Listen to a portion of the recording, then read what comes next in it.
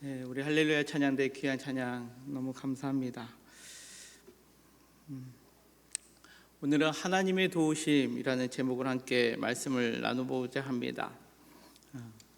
우리가 신앙생활 하다 보면 이제 섭리라는 말을 가끔 듣게 되는데요. 이 섭리라는 단어는요, 사실 이제 교회 안에서 쓰는 뜻과 교회 밖에서 쓰는 뜻이 좀 다릅니다. 어떻게 다르냐면 그냥 일반 사회에서 쓰는 섭리는 자연계를 지배하고 있는 원리와 법칙이라고 이야기할 수 있다는 거죠.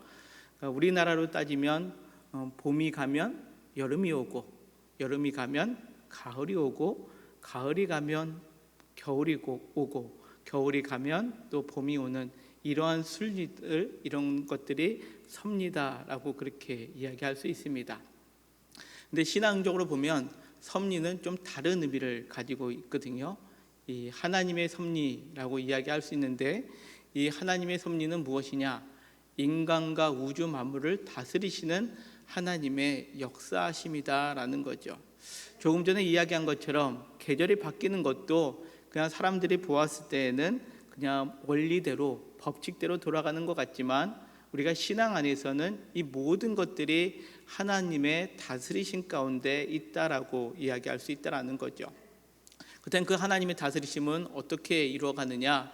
하나님의 계획하신 가운데 하나님의 뜻을 따라 행하여 가는 것이다 라고 또 그렇게 풀이해 볼 수 있습니다.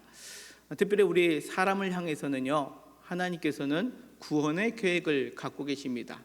타락했던 인간, 죄악 가운데 거할 수밖에 없었던 우리 인간이 이제 하나님의 구원의 계획 가운데 들어오기 위해서 하나님의 뜻을 따라서 우리에게 행하여지는 모든 것, 이것이 하나님의 섭리다라고 그렇게 이야기할 수 있는데요. 오늘 우리가 함께 봉독한 에스라 7장에서 나오는 하나님의 섭리라는 관점으로 보면 이제 이스라엘 백성들이 바벨론에서 포로 생활을 했습니다. 그들이 왜 바벨론에서 포로 생활을 했습니까? 이스라엘 백성들은 하나님의 택한 백성임에도 불구하고 하나님께 대한 바른 신앙생활이 아니라 그 신앙이 무너졌을 때에 하나님께서는 그들을 바벨론의 포로로 보내셨다가 다시금 귀환시킴으로 인하여 그들의 신앙을 정비하기 위해서 바벨론의 포로 기간을 두셨다라는 거죠. 그러면서 이제 이 에스라 7장에서 이 바벨론의 포로로 잡혔던 백성들이 이제는 예루살렘으로 귀환하는 장면이 오늘 우리가 함께 봉독한 에스라 7장에 나오는 말씀입니다.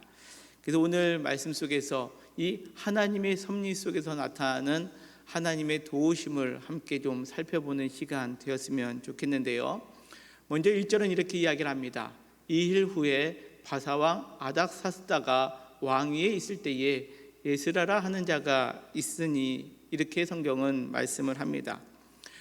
먼저 하나님의 도우심은 하나님의 섭리를 이루시게 하여 하나님은 때를 준비하시며 하나님의 도우심을 이루어 가신다라고 그렇게 이야기할 수 있습니다. 오늘 성경의 표현대로라면 1절에 이 일 후에라고 이렇게 표현되고 있습니다. 6장을 마감하면서 이제 7장을 들어올 때에 그 6장이 있었던 일 후에 일어난 일들을 이야기를 하는데요. 이제 성경을 보면 그 장수마다 이렇게 그 기간들이 있습니다. 오늘 성경 6장에서 7장으로 넘어오는 그 일과 이제 7장으로 넘어오는 시차가 생기는데요. 여러분들은 이 6장과 7장의 시차가 얼마 정도라고 생각되어지십니까? 한 하루, 이틀, 한 일주일?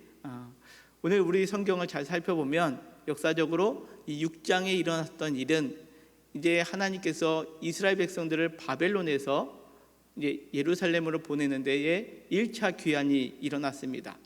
스룹바벨을 중심으로 이스라엘 백성들이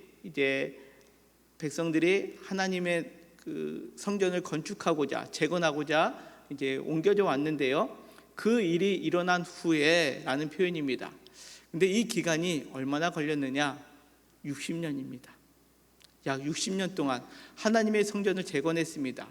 이스라엘 백성들이 바벨론에서 포로하다가 이제 하나님에 대한 열망을 가지고 있었다가 이제 하나님께서 그들로 하여금 예루살렘으로 돌아가서 하나님의 성전을 재건하라 라고 했을 때 그들은 꿈에 부풀었겠죠. 그리고 나서 이제 우리도 곧 가겠다라고 여겼는데 기간이 얼마나 걸렸다고요? 60년이 걸렸다라는 겁니다. 성경을 보면 이제 오랜 이 침묵 속에서 이제 하나님의 섭리를 우리가 생각할 때에 사람들은 이렇게 왜 하나님은 오랫동안 말씀하시지 않을까라는 생각에 때때로 그 마음 가운데 불신이 들 때도 있고요, 불평과 불안의 마음이 들 때가 있다라는 거죠. 근데 오늘 성경 속에서 하나님께서 우리에게 말씀하시고자 하는 것은 그 하나님의 섭리 안에서 생각할 때에 이 오랜 하나님의 침묵, 이 일 후에 즉 60년 동이라는 이 긴 시간은 하나님의 도우심이 채워지는 시간이다라고 그렇게 우리는 해석할 수 있다라는 거죠. 성경에 보면 시간을 의미하는 뜻이 카이로스가 있고요, 크로노스라는 단어가 있습니다. 몇 번 들으셨겠죠? 다시 한번 정리를 하자면 이렇습니다. 카이로스는 하나님의 시간입니다. 하나님의 때, 하나님이 이루시는 그 때를 카이로스라고 그렇게 이야기한다면, 크로노스는 우리 인간의 시간입니다. 우리 시간의 흐름이죠. 그래서 우리가 이야기하는 11시서부터 12시, 12시부터 1시 이런 시간들을 우리는 크로노스다라고 그렇게 이야기할 수 있습니다. 이힐 후에라는 뜻은요, 하나님께서 이제 이스라엘 백성들에게 하나님의 섭리를 나타내는 그때, 즉 카이로스가 오기 전에 침묵의 60년의 시간인 크로노스가 있었다라는 것을 성경은 말씀하고 있다라는 거죠. 그러기에 우리가 신앙의 눈으로 보았을 때는 이 긴 시간이지만 하나님의 때가 분명히 우리에게 있음을 기억하며 우리가 그 때를 향하여 기다릴 줄 아는 것, 그것이 어찌 보면 하나님이 우리에게 베풀어 주시는 도움을 완성시키는 길이다라는 것을 우리는 성경을 통해서 살펴볼 필요가 있다라는 거죠. 우리의 시각은 항상 어디에 머물러 있냐면 카이로스보다는 크로노스에 있습니다. 그래서 빨리 무언가 이루어지기를 원한다라는 거죠. 하나님께서 뭔가 기적의 단초를 보여주시면 그 다음의 사건은 바로바로 이어지기를 원하는데, 그러나 하나님의 카이로스는 그렇지 않다라는 거죠. 어떤 경우는 60년이라는 시간이 들고요, 어떤 경우는 더 긴 시간이 필요할 때가 있다라는 거죠. 우리가 잘 알듯이 모세가 이스라엘 백성을 구원하기 위한 지도자로 변화되는 데는 몇 년이란 시간이 걸렸습니까? 광야에서 40년이란 시간을 보낼 수밖에 없었습니다. 바울도 다메섹 도상에서 예수님을 만났지만 그가 바로 사도 일을 감당했나요? 그렇지 않습니다. 그는 2년간의 카이로스의 시간을 보내고 하나님의 때를 맞이했던 것을 우리는 성경을 통해서 보지 않습니까? 그러기에 우리가 이 하나님의 도우심을 구할 때에 우리가 필요한 것은 무엇이냐? 크로노스의 시간을 보는 것이 아니라 우리의 신앙의 눈은 카이로스를 볼 수 있는 그러한 신앙의 도움을 구할 수 있는 저와 우리 모두가 되기를 간절히 소망합니다. 오늘 성경을 보면 7장 6절은 또 이렇게 이야기를 합니다. 이 에스라가 바벨론에서 올라왔으니 그는 이스라엘 하나님 여호와께서 주신 모세의 율법에 익숙한 학자로서 그의 하나님 여호와의 도우심을 입음으로 왕에게 구하는 것은 다 받은 자였더라. 이렇게 성경은 말씀합니다. 먼저 하나님께서는 그 하나님의 섭리를 이루시기 위하여 이 시간에 오늘 성경을 보면 사람을 준비하시는 하나님의 도우심을 보여주고 있다라는 거죠. 오늘 성경의 그 하나님의 사람은 누구냐? 바로 예스라라는 사람입니다. 이 에스라라는 사람을 오늘 성경은 계속해서 이야기를 하죠. 1절부터 그의 가문에 대한 이야기가 나옵니다. 여러분들이 성경을 보면 이 예수님의 족보가 마태복음 1장과 누가복음 3장에 나오는데요, 길잖아요.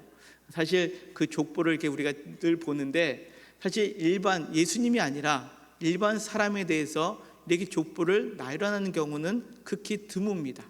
근데 오늘 이 에스라는 누구의 자손, 누구의 현손, 누구의 증손 이렇게 쭉 이야기하면서 아론의 제16대 손이다라는 것까지 아주 정확하게 그렇게 이야기를 하고 있더라는 거죠. 한편으로 보면 이 에스라는 어떠한 사람이냐? 이스라엘 백성들 가운데서는 소위 말해서 가문이 좋은 사람이었다라고 이야기할 수 있습니다. 이 가문이 좋은 사람을 하나님이 준비했다라고 그렇게 이야기할 수 있는데요. 근데 저는 오늘 이 말씀을 묵상하다 보니까 이 당시가 이스라엘 백성들은 바벨론 포로 시기입니다. 바벨론 포로 때에 제사를 드릴 수 있을까요? 드리지 못했다라는 겁니다. 제사장 가문인데 제사를 드릴 수 없는 상황을 맞이했다라는 거죠.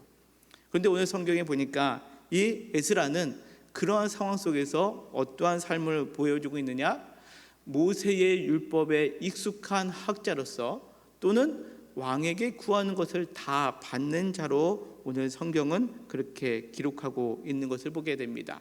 즉 에스라가 하나님의 도우심으로 어떻게 모습을 이루어가느냐? 하나님의 말씀으로 준비된 사람을 통해서 이루어가게끔 지금 에스라는 활용되고 사용되고 있다라는 것을 오늘 성경은 우리에게 말씀하고 있다라는 거죠. 우리의 시각은 어디를 볼까요? 우리의 시각은 내가 이런 훌륭한 가문인데 왜 나는 제사장의 역할을 할 수 없을까라고 하는 그런 막혀있는 것들을 볼 수밖에 없는 것이 인간적인 시각이라면, 오늘 하나님의 섭리 안에서 하나님께서 준비시켜 주시는 사람은 어떠한 사람이냐? 제사를 드릴 수 없는 그러한 역경 어려운 가운데서도 그는 하나님의 말씀으로 준비되었던 사람이었다라는 것을 오늘 성경은 우리에게 보여주고 있다라는 거죠. 그러기에 우리가 오늘날도 마찬가지입니다. 코로나로 인하여 예배드리기도 참 어려운 시기고요. 신앙생활을 영해 나간다라는 것이 어찌 보면 좀 어려운 시기가 오늘 우리의 시기 아닙니까? 하나님을 믿는데 만유의 통치자가 되신다는 그 하나님을 믿는데 하나님께 예배드리는 것조차도 어려운 이 시기를 살아가는 우리에게, 그렇다면 우리는 어떠한 시각을 가져야 될까요? 안 되는 것을 바라보는 것이 아니라 그 안 되게 하는 그 상황 속에서 하나님께서 나에게 어떤 것을 준비시켜 주시는가를 볼 수 있는 신앙의 눈이 열려 있는 저와 우리 모두가 되기를 간절히 소망합니다. 특별히 이 에스라가 이 하나님의 도우심을 힘입어 말씀에 익숙한 사람이 되었던 것처럼 우리 모두가 이 신앙을 지키기 위하여 특별히 하나님 말씀을 더 가까이 알 수 있는 그러한 하나님의 말씀으로 준비되는 그런 믿음의 성도들이 되기를 간절히 소망합니다. 또 오늘 성경에 보니까 하나님의 도우심은 순종으로 준비된 사람을 통해서 이루어 가신다라는 것을 오늘 성경은 우리에게 말씀하고 있습니다. 오늘 에스라는 성경을 보니까 왕에게 구하는 것을 다 받을 수 있는 위치까지 올라갔던 사람입니다. 근데 그런 위치에 있던 에스라가 이제 하나님께서 명령하시니까 어디로 갑니까? 황폐해져 버린 예루살렘으로 이제 백성들을 이끌고 가게 되었다라는 거죠. 좋은 장소에 있었음에도 불구하고 이제 하나님께서 명령하시니 그 에스라는 그 길을 선택해서 순종하며 나아갔다라는 거죠. 우리가 순종이라는 것을 이야기할 때 때때로 우리는 그런 생각을 합니다. 내가 하나님을 위해서 열심히 하는 것을 우리는 순종이다 여기는데, 엄밀히 말하면 순종은 내가 하고 싶은 일을 열심히 하는 것이 순종이 아니라 내가 해야 할 일을 따라가는 것, 내가 하고 싶지는 않지만 하나님께서 나에게 원하시는 것을 내가 그것을 행하는 것, 이것이 온전한 순종의 모습이다라는 거죠. 오늘 에스라는 어느 날 이제 그 일 후에 하나님께서 아닥사스다 왕 때 에스라는 사람을 딱 세워주셨는데, 그 하나님의 카이로스의 그 시간대에 하나님은 말씀으로 준비되고 하나님의 말씀 가운데 철저하게 순종하는 그 사람을 통해서 하나님의 섭리가 하나님의 도우심으로 나타나고 있음을 오늘 성경은 우리에게 말씀하고 있습니다.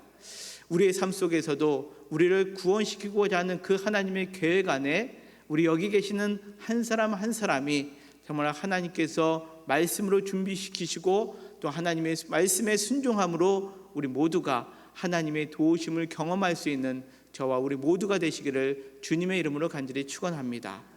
또 오늘 성경에 보면 하나님의 섭리를 이루시기에 하나님은 상황을 준비하시며 하나님의 도우심을 이루어가고 계신 것을 오늘 성경은 우리에게 말씀하고 있는데요. 오늘 7장 6절에 있는 말씀은 이 하반절은 이렇게 이야기를 합니다. 그의 하나님 여호와의 도우심을 입음으로 왕에게 구하는 것은 다 받은 자이더니, 이렇게 성경은 말씀합니다. 여기서 나오는 왕은 1절에 나와 있던 아닥사스다 왕이고 또 그 사람은 에스라입니다. 이 두 사람의 관계는 아주 밀접한 관계에 있었다는 것을 오늘 성경을 통해서 볼 수 있죠. 그런데 이 아닥사스다 왕은 페르시아 왕이면서 하나님을 알지 못했던 사람입니다. 그럼에도 불구하고 지금 이 아닥사스다 왕이 에스라를 귀히 여기는 모습을 우리는 성경을 통해서 볼 수 있는데요. 먼저 13절은 이렇게 이야기를 합니다. 그 아닥사스다 왕이 에스라를 향하여 조서를 내리노니 우리나라에 있는 이스라엘 백성과 그들 제사장들과 레위 사람들 중에 예루살렘으로 올라갈 뜻이 있는 자는 누구든지 너와 함께 갈지니라, 이렇게 이야기를 합니다. 하나님의 백성을 하나님의 땅으로 보내는 역할을 하는 것이 이 아닥사스다 왕이었다라는 거죠. 여러분 한번 생각해 보십시오. 피지배 민족을 그 나라로 돌려보내는 그런 왕이 지금 아닥사스다 왕이다라는 거죠. 사실 실제로 보면 그렇게 보내는 일은 쉽지가 않습니다. 오히려 그 땅의 민족성을 말살시키기 위하여 그 땅에 있는 사람들을 다른 곳으로 이주시키는 것이 대부분 지배자, 그리고 이제 식민지를 만들었던 나라들의 모습인데, 그러나 오늘 성경은 그렇게 모습이 아니라 오히려 그 나라에 그 사람들을 다시 보내고 있었다라는 겁니다. 뿐만 아니라 25절에 보면 이렇게 이야기를 합니다. 그 아닥사스다 왕이 에스라를 향하여 한 말씀인데요. 에스라여, 너는 내 손에 있는 내 하나님의 지혜를 따라 내 하나님의 율법을 아는 자를 법관과 재판관을 삼아 강 건너편 모든 백성을 재판하게 하고 그중 알지 못하는 자는 너희가 가르치라, 이렇게 말씀하고 있습니다. 어느 정도까지냐면 그 땅에 그 나라 사람들을 보내는 것뿐만 아니라 너희는 그 땅에서 하나님의 지혜를 가지고 하나님의 법으로 그 땅 백성들을 가르치라라고 그렇게 이야기하고 있다는 거죠. 이 아닥사스다 왕이 하나님을 아는 사람이라고요? 아니요, 하나님을 잘 모르는 사람이었습니다. 그럼에도 불구하고 이 에스라를 통해서 이와 같은 일을 이루어가는 것, 이것이 지금 아닥사스다 왕과 에스라의 관계 속에 있었다라는 겁니다. 하나님은 하나님을 믿지 아니하는 아닥사스다 왕이었지만 에스라에게 필요한 모든 것을 공급할 수 있도록 지금 하나님께서는 도와주고 계시다라고 성경은 말씀하고 있다는 거죠. 아까 6절에 있는 말씀, 이 모든 상황은 어떻게 이루어졌다고요? 하나님의 도우심으로 되었다라는 겁니다. 이 아닥사스다 왕은 어떠한 사람이었느냐? 페르시아의 6대 왕이었는데요. 그는 아하수에로 왕의 아들이었다라고 역사적으로 그렇게 살펴볼 수 있습니다. 아하수에로 왕은 누구냐면 우리가 성경 속에서 에스더라는 여인을 여러분들 아시지요? 그 에스더란 여인이 그 페르시아의 왕후가 됐는데 누구의 왕후가 되었느냐? 바로 아닥사스다 왕의 아버지 되는 아하수에로의 왕의 왕후가 되었습니다. 그러다 보니까 어떤 분들은 이러더라고요. 그러면 아닥사스다 왕이 에스더의 아들인가 보다라고 이야기하는데 꼭 그런 것만은 아닙니다. 그런데 그 상황 속에서 이 아닥사스다 왕은 하나님을 알지는 못했지만, 하나님을 믿지는 않았지만 그 상황 속에서 하나님의 섭리 안에 하나님의 도우심의 도구로 지금 활용되고 있는 것을 우리는 성경을 통해서 보고 있는데요. 사실 우리는 삶을 살아가다 보면 이 하나님의 섭리 안에 있음에도 불구하고 무엇을 보느냐? 하나님, 왜 내 주변에는 믿는 사람이 없을까요? 왜 내 주변 상황은 왜 하나님을 모르는 것들로만 이렇게 가득 채워져 있을까요? 라고 우리가 불만과 불평을 토로하는 경우들을 우리는 보게 됩니다. 그러나 오늘 하나님께서 섭리하시는 그 하나님의 도우심은 무엇이냐? 비록 하나님을 알지 못하고 믿지 아니하는 그 아닥사스다 왕까지도 활용하셔서 이스라엘 백성들에게 그 하나님의 섭리를 이루어갈 수 있게끔 하나님의 도우심을 베푸시는 분이 우리 하나님이시다라는 것을 오늘 성경은 우리에게 말씀하고 계시다라는 거죠. 바로 웃기는 우리 성도님들의 삶 속에서 오늘 상황적으로 오늘 나는 포로로 잡혀있는 이스라엘 백성들처럼 내 주변에 하나님을 알지 못하는 왕이 있는데, 지휘자가 있는데, 내 상사가 있는데, 이런 것들로 우리의 인생이 막혀있다라고 여기는 것이 아니라 그 모든 상황 속에서도 하나님의 도움의 손길이 미치면 하나님이 나를 통한 하나님의 섭리가 풍성하게 드러날 줄 여러분들 믿으시기를 바랍니다. 오늘 성경은 그것을 말씀하고 있다라는 거죠. 그러기에 오늘 에스라는 이렇게 고백을 합니다. 7장 27절에 있는 말씀인데요, 우리 조상들의 하나님 여호와를 송축할지로다. 그가 왕의 마음에 예루살렘 여호와 성전을 아름답게 할 뜻을 두시고 또 나로 왕과 그의 보조관들 앞과 왕의 권세 있는 모든 방백들 앞에서 은혜를 얻게 하셨도다. 아멘. 이게 에스라의 고백입니다. 내가 왕을 잘 만났네, 내가 관계를 잘 맺었네 라고 이야기하는 것이 아니라 지금 에스라는 고백하는 것이 이 모든 것이 하나님의 도움으로 하나님께서 이렇게 만들어 주셨다라고 고백되고 있다라는 거죠. 그래서 이제 에스라는 이스라엘 백성들을 데리고 예루살렘으로 향하는데, 그 예루살렘에 향하는 길 가운데 오늘 성경은 이렇게 표현하고 있습니다. 하나님의 섭리를 이루기 위해 하나님의 선한 손에 도우심이 있었다라는 거죠. 9절은 이렇게 말씀합니다. 첫째 달 초하루에 바벨론에서 길을 떠났고 하나님의 선한 손에 도우심을 입어 다섯째 달 초하루에 예루살렘에 이르니라. 이렇게 성경은 말씀하고 있는데요, 이스라엘 백성들이 에스라를 중심으로 이제 바벨론에서 길을 떠났습니다. 언제요? 첫째 달 초하루입니다. 근데 예루살렘에 언제 도착했습니까?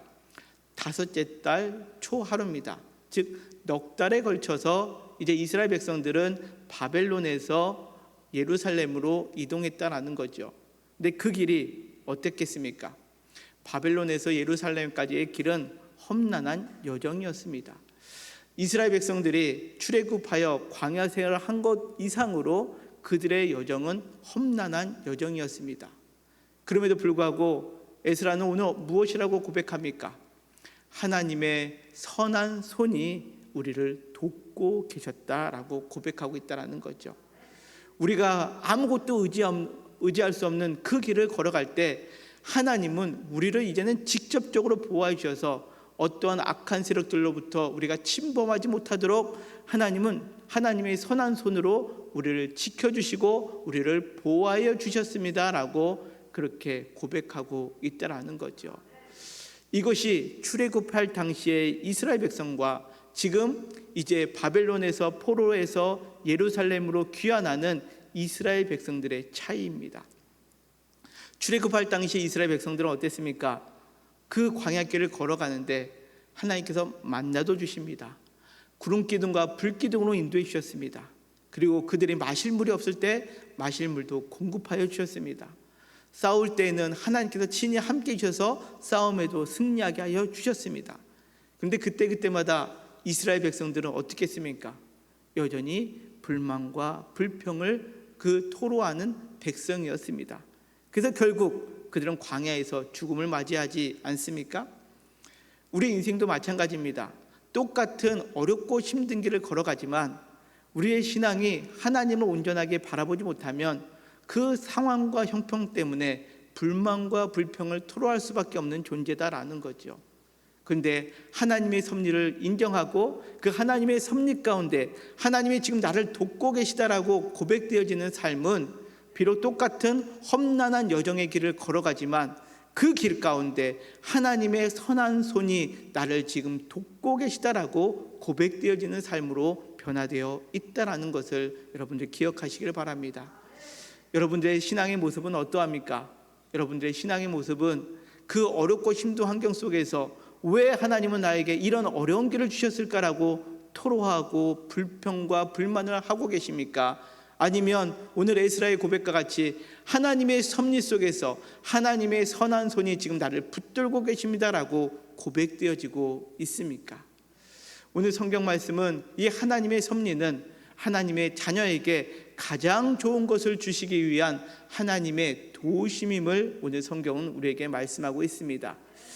우리가 원하는 그것이 바로 이루어지지 않고 긴 시간 동안 하나님의 침묵 기간에 있다 할지라도 나의 정체성을 훼손시키며 내가 정말 해야 될 것들을 하지 못하는 그런 에스라와 같은 상황 속에서도 하나님의 말씀을 준비함으로 인하여, 또한 내 주변 상황이 하나님을 알지 못하는 사람들로 가득하고 내 주변 상황이 온전하지 못하는 그 모든 순간 속에 있다 할지라도, 내가 걸어가는 여정 속에 험난한 여정 속에 있다 할지라도 그것은 하나님이 나에게 가장 좋은 것을 주시기 위한 하나님의 섭리 안에 있음을 우리가 믿음으로 고백할 때 매 순간이 하나님의 도우심을 경험할 수 있음을 여러분들 믿으시기를 바랍니다. 똑같은 상황이지만 다른 신앙의 고백이 일어나게 된다라는 거죠. 우리가 지난 9월 한 달 동안에 우리는 하나님의 신호를 시작으로 오늘 하나님의 도우심에 관한 말씀을 나누었습니다. 하나님의 신호, 우리가 인생을 살아가면서 하나님은 계속해서 하나님의 자녀답게 살게끔 우리에게 신호를 보내주고 계십니다. 그럴 때에 호세아서 5장에서는 뭐라고 말씀하고 계십니까? 하나님의 신호 가운데 우리가 구할 것은 하나님의 얼굴이다라고 그렇게 말씀하고 있었습니다. 그래서 그 하나님의 얼굴을 붙잡고 저는 창세기 32장을 여러분들과 그 다음 주에 말씀을 나누었습니다. 하나님의 얼굴을 구하는 인생은 내 계획, 내 방법을 다 내려놓고 하나님을 붙잡고 나가는 인생이다라는 거죠. 때때로는 내 계획이 실패했습니다. 그래서 내가 져버렸습니다. 그래도 불구하고 하나님은 그 인생을 진 인생이라고 이야기하지 않고 하나님과 겨루어 이긴 인생이라고 말씀하시지 않습니까? 그러면서 그에게 너는 하나님과 겨루어 이긴 승리자다라고 이야기를 하셨습니다. 그 승리의 길은 이제 출애굽기 17장에서 무엇이라고 말씀하고 계십니까? 하나님이 이스라엘 백성들이 아말렉과의 싸움에서 하나님이 우리와 함께 계심을 선포할 때에 그들의 승리는 진정한 승리가 되고 있음을 말씀하고 계시지 않았습니까? 이제 그 걸어가는 여정길 가운데 정말 우리가 이제 선포하고 고백되어지는 것은 매 순간순간마다 우리는 하나님의 도우심 안에 있습니다라고 고백되어질 때 우리 삶 속에 하나님의 아름다운 섭리가 우리를 구원시키고 우리에게 가장 좋은 것을 주시고자 하는 그 하나님의 놀라운 섭리가 하나님의 도우심으로 완성될 줄 여러분들 믿으시기를 바랍니다. 그 믿음으로 하루하루 살아갈 때에 오늘도 하나님의 선한 손이 나를 돕고 계십니다라는 그 고백으로 날마다 믿음의 승리자가 되는 저와 우리 모두가 되시기를 주님의 이름으로 간절히 축원합니다. 이 시간